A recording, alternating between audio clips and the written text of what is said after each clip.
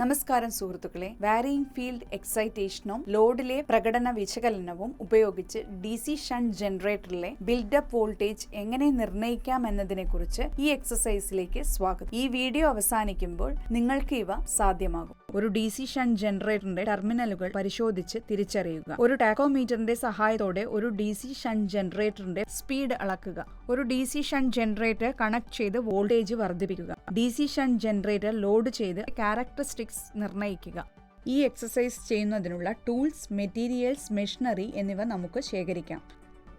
Combination pliers, screw driver, electrician's knife, tachometer, moving coil ammeter 0 to 1 ampere, moving coil voltmeter 0 to 300 volts, moving coil ammeter 0 to 20 ampere, DC shunt generator, rheostat, knife switch double pole, knife switch single pole, lamp load. നൽകിയിരിക്കുന്ന DC shunt ജനറേറ്ററിന്റെ name plate details വായിക്കുകയും വ്യാഖ്യാനിക്കുകയും ചെയ്യുക. നൽകിയിരിക്കുന്ന DC shunt ജനറേറ്ററിന്റെ ടെർമിനലുകൾ തിരിച്ചറിയുക. Test lamps ഉപയോഗിച്ച് ടെർമിനൽ വയറുകളെ തിരിച്ചറിയുക. ടെസ്റ്റ് ലാംപ്സ് ബ്രൈറ്റ്നസിൽ നിന്ന് ആമേച്ചർ ഫീൽഡ് വൈൻഡിങ്ങുകൾ തിരിച്ചറിയുക. സർക്യൂട്ട് ഡയഗ്രാം അനുസരിച്ച് സർക്യൂട്ട് കണക്ട് ചെയ്യുക. ഫീൽഡ് സ്വിച്ച് ഓപ്പൺ ചെയ്ത് ഫീൽഡ് റിയോസ്റ്റാറ്റ് കട്ട് ഇൻ പൊസിഷനിലോ മിനിമം പൊസിഷനിലോ സൂക്ഷിക്കുക. DC ഷണ്ട് ജനറേറ്ററുമായി ചേർന്ന് പ്രൈം മൂവർ ആരംഭിക്കുക. റൊട്ടേഷന്റെ ദിശ DC ജനറേറ്ററിൽ അടയാളപ്പെടുത്തിയിരിക്കുന്ന ദിശയ്ക്ക് അനുസരിച്ചായിരിക്കണം. ഇല്ലെങ്കിൽ പ്രൈം മൂവറിന്റെ റൊട്ടേഷന്റെ ദിശ മാറ്റുക. ഒരു ടാക്കോമീറ്ററിന്റെ സഹായത്തോടെ ജനറേറ്ററിന്റെ സ്പീഡ് അളക്കുക. ഒരു മിനിറ്റിൽ ഒരു മെഷീൻ നടത്തിയ റവല്യൂഷൻസിന്റെ എണ്ണം അഥവാ RPM. പ്രൈം മൂവർ സ്പീഡ് ക്രമീകരിക്കുക. ജനറേറ്റർ അതിന്റെ റേറ്റു ചെയ്ത വേഗതയിൽ പ്രവർത്തിക്കുന്നു. പരീക്ഷണത്തിലുടനീളം വേഗത കോൺസ്റ്റന്റ് ആയി നിലനിർത്തുക. ആർമേച്ചറിൽ ഉടനീളമുള്ള ഇൻഡ്യൂസ്ഡ് വോൾട്ടേജ് അളക്കുക. അളന്ന വാല്യൂ ടാബുലേഷനിൽ രേഖപ്പെടുത്തുക. ഫീൽഡ് കറന്റ് 0 ആയതിനാൽ ഈ ഇൻഡ്യൂസ്ഡ് വോൾട്ടേജ് റെസിഡ്യൂയൽ മാഗ്നറ്റിസം മൂലമാണ്. ഫീൽഡ് പോളുകളിൽ റെസിഡ്യൂയൽ മാഗ്നറ്റിസം ഇല്ലെങ്കിൽ റെസിഡ്യൂയൽ വോൾട്ടേജ് ഉണ്ടാകില്ല. അത്തരമൊരു സാഹചര്യത്തിൽ ഫീൽഡ് വൈൻഡിങ്ങിനെ ബാറ്ററി പോലുള്ള ഒരു DC സോഴ്സുമായി കണക്ട് ചെയ്ത് റെസിഡ്യൂയൽ മാഗ്നറ്റിസം റീക്രിയേറ്റ് ചെയ്യാനാകും. ഫീൽഡ് സർക്യൂട്ട് സ്വിച്ച് ക്ലോസ് ചെയ്ത് ഫീൽഡ് റിയോസ്റ്റാറ്റിന്റെ റെസിസ്റ്റൻസ് കുറച്ചുകൊണ്ട് ഫീൽഡ് കറന്റ് 0.1 ആംപിയറിലേക്ക് ക്രമേണ വർദ്ധിപ്പിക്കുക. അടയാളപ്പെടുത്തിയ ദിശയിൽ പ്രവർത്തിക്കുന്നുണ്ടെങ്കിലും ജനറേറ്ററിന് വോൾട്ടേജ് വർദ്ധിപ്പിക്കാൻ കഴിയുന്നില്ലെങ്കിൽ പ്രൈം മൂവർ സ്വിച്ച് ഓഫ് ചെയ്യുക. തുടർന്ന് ജനറേറ്ററിന്റെ ഫീൽഡ് ടെർമിനലുകൾ പരസ്പരം മാറ്റുക. ഫീൽഡ് ടെർമിനലിന്റെ E1 അമേറ്ററിന്റെ പോസിറ്റീവ് ടെർമിനലിലേക്കും ടെർമിനൽ E2 സ്വിച്ചിലേക്കും എന്നതുപോലെ ഫീൽഡ് റിയോസ്റ്റാറ്റ് അല്ലെങ്കിൽ റെഗുലേറ്റർ ചേഞ്ച് ചെയ്യുമ്പോൾ അത് പോസിറ്റീവായും സാവധാനമായും ഫോർവേഡ് ഡയറക്ഷനിൽ ചെയ്യണം. റിവേഴ്സ് മൂവ്മെന്റ് ഒഴിവാക്കണം. ഫീൽഡ് കറന്റ് സാവധാനം 0.1 ആംപിയർ ഘട്ടം ഘട്ടമായി വർദ്ധിപ്പിക്കുക. ഓരോ ഘട്ടത്തിലും ഫീൽഡ് കറന്റും അനുബന്ധ വോൾട്ടേജും രേഖപ്പെടുത്തുക. ഇൻഡ്യൂസ്ഡ് വോൾട്ടേജ് റേറ്റഡ് വാല്യൂവിന്റെ 125% മുകളിൽ എത്തുന്നതുവരെ മാത്രം ഫീൽഡ് കറന്റ് വർദ്ധിപ്പിക്കുക.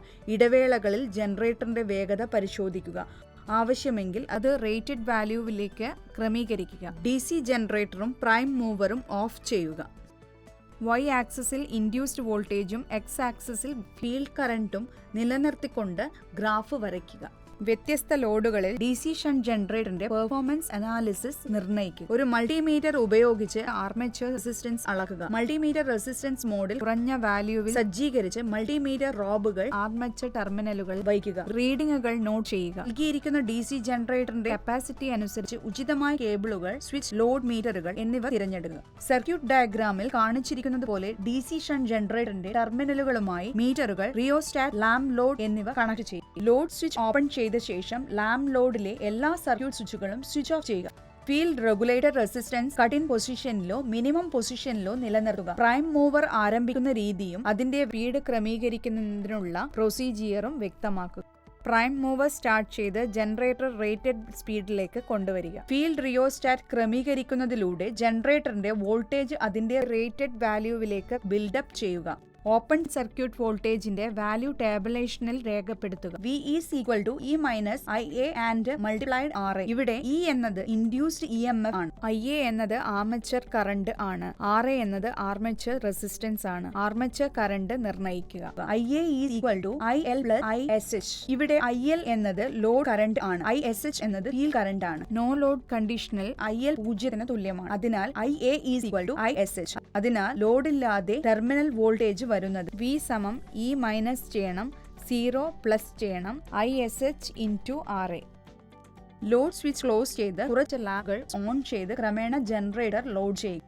Terminal voltage, shunt field current, load current എന്നിവ റീഡ് ചെയ്യുക. ടാബുലേഷനിൽ രേഖപ്പെടുത്തുക. ഇടവേളകളിൽ ജനറേറ്ററിന്റെ വേഗത പരിശോധിച്ച് റേറ്റഡ് വാല്യൂവിലേക്ക് ലോഡ് കറന്റ് അതിന്റെ റേറ്റഡ് വാല്യൂവിന്റെ 125% വരെ വർദ്ധിപ്പിക്കുക. ടാബുലേഷനിൽ ലോഡ് കറന്റിന്റെ ഓരോ ഘട്ടത്തിലും അനുയോജ്യമായ ടെർമിനൽ വോൾട്ടേജും ഫീൽഡ് കറന്റും രേഖപ്പെടുത്തുക. ലോഡ് കറന്റ് 0 കുറയ്ക്കുകയും ലോഡ് സർക്യൂട്ടും പ്രൈം മൂവറും ഓഫ് ആകുകയും ചെയ്യുക. Y ആക്സിസിൽ ടെർമിനൽ വോൾട്ടേജും X ആക്സിസിൽ ലോഡ് കറന്റും നിലനിർത്തിക്കൊണ്ട് ഷണ്ട് ജനറേറ്ററിന്റെ എക്സ്റ്റേണൽ ക്യാരക്ടറിസ്റ്റിക്സ് ഗ്രാഫ് വരയ്ക്കുക. ഈ വീഡിയോ കണ്ടതിന് ശേഷം നിങ്ങൾക്ക് ഇവ സാധ്യമാകുമെന്ന് ഞാൻ പ്രതീക്ഷിക്കുന്നു. ഒരു DC ഷണ്ട് ജനറേറ്ററിന്റെ ടെർമിനലുകൾ പരിശോധിച്ച് തിരിച്ചറിയുക. ഒരു ടാങ്കോമീറ്ററിന്റെ സഹായത്തോടെ ഒരു DC ഷണ്ട് ജനറേറ്ററിന്റെ സ്പീഡ് അളക്കുക. DC ഷണ്ട് ജനറേറ്റർ കണക്ട് ചെയ്ത് വോൾട്ടേജ് വർദ്ധിപ്പിക്കുക.